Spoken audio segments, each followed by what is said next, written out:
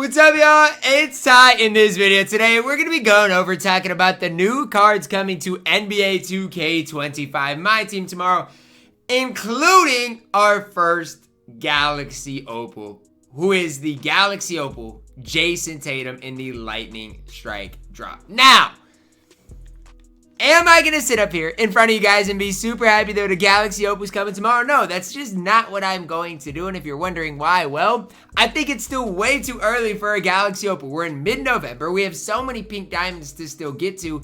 And I feel like they're starting to just speed it up for no real reason, no real purpose. Now, look, it was kind of to be expected. I'm not really that surprised. However, hopefully, the only thing this could possibly do, and I really hope it does, is crash the prices in the auction house. Now, we also do see Pink Diamond Dirk, Magic Johnson, Jason Terry, as well as Jerry Stackhouse, and more coming to the game. So this video, we'll briefly talk about the stats badges of these 5 cards, but really I want to spend some time talking about how a Galaxy Opal is coming today, or not today, tomorrow in MyTEAM. If we look back at past years, which I like doing, our first Galaxy Opal a year ago. Let's take a look and see exactly when that was, because again, each and every year, has their own sort of pacing.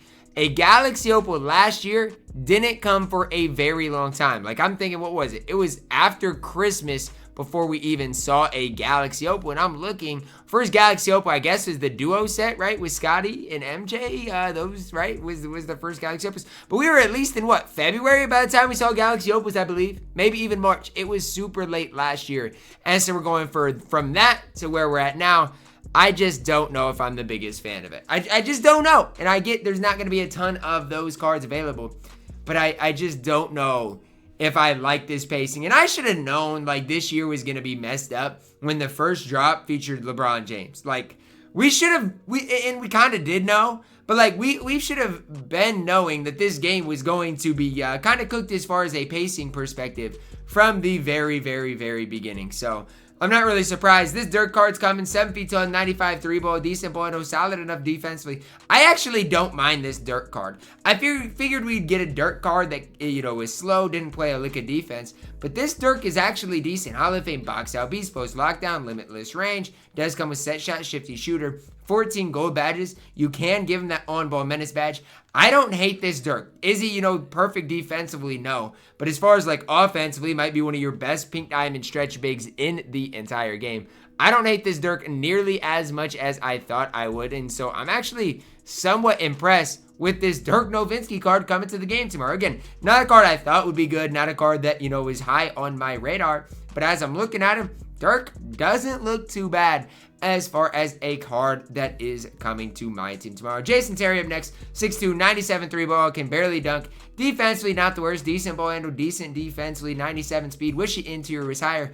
Badge-wise, looks pretty solid as well. Jet is fine. Not going to sit here and gas him, but he's fine. Like, if you get Jet, he probably can play for you guys.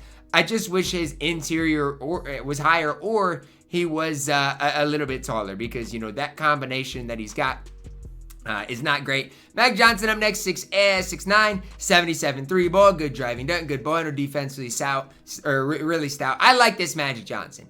And look, is he going to be a great playmaker? No. But if you do fully badge the card, he's going to have, mid-20 gold badges. He's going to be 6'9". He's going to be able to green shots for you. As long as you have a playmaker at the shooting guard position, Magic Johnson's going to be one of your best point guards in the entire game. Now, for me, my point guard position obviously is pretty set for the foreseeable future. I don't need a point guard in the near future. So I'm not going to worry about picking Magic Johnson up. But even like a Magic Johnson next to Shea could be like a good recipe. But then again, why play Magic Johnson over even a guy like T-Mac? Like, that's kind of what the counterpoint would be to that. But the card is fine. He absolutely can play if you are in need of somebody to add to your squad. Jerry Stackhouse, shooting guard, coming tomorrow. 93 3-ball, 95 driving dunk, good ball handle, defensively really solid, good rebounder, good speed.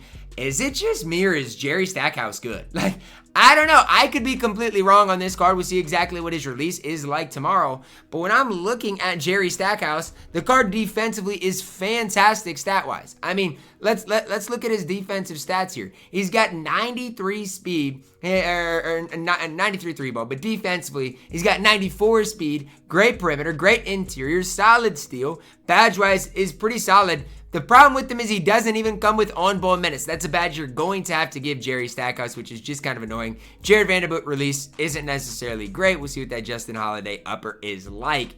But I feel like stat-wise, it's tough to beat what this Jerry Stackhouse obviously is going to do. Last, certainly not least, Jayson Tatum.